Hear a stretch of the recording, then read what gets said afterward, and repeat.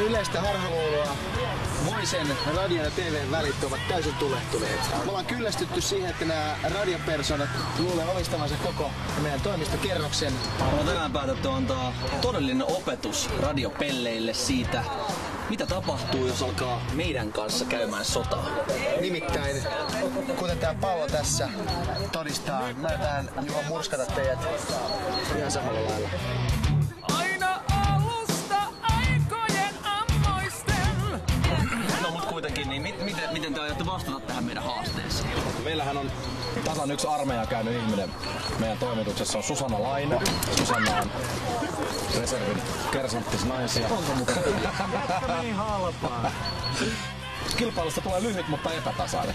Kyllä. Ja itse asiassa tässä on semmonen vielä pieni tavallaan kuriositeetti, että Valviohan on siis aukonut päätänsä tuolla toimistolla valtavasti. Uhonnut, että hän tulee ja tappaa kaikkia. Telkkarille ei ole mitään mahdollisuuksia. Joukkueen kapteenille mä ehdotan tämmöstä pienimuotoista vetoa. Mulla on tommoset erikoishiihtohaalarit tossa.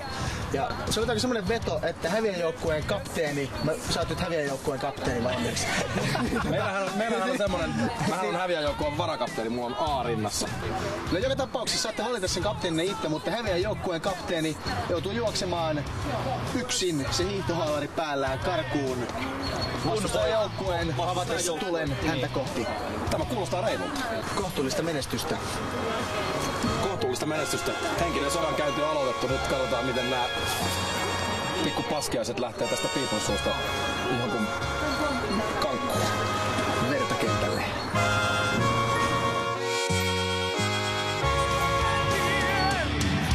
Muista sanat viisaan miehen. Älä mene, älä mene.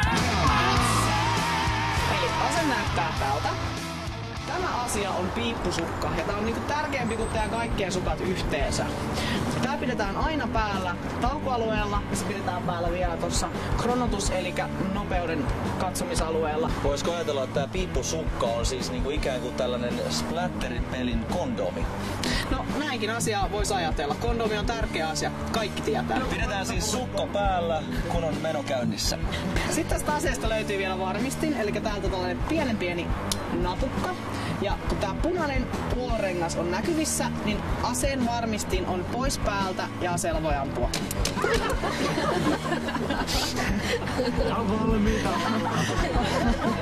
Ensimmäisenä pelataan keskilippupeliä, eli keskelle kenttää viedään lippu. Ja molempien joukkoiden tehtävä on hakea se lippu sieltä ja toimittaa se omaan aloituspaikkaan. Se kumpi sen lipun saa vietyä sinne omaan paikkaansa, niin voittaa sen pelin.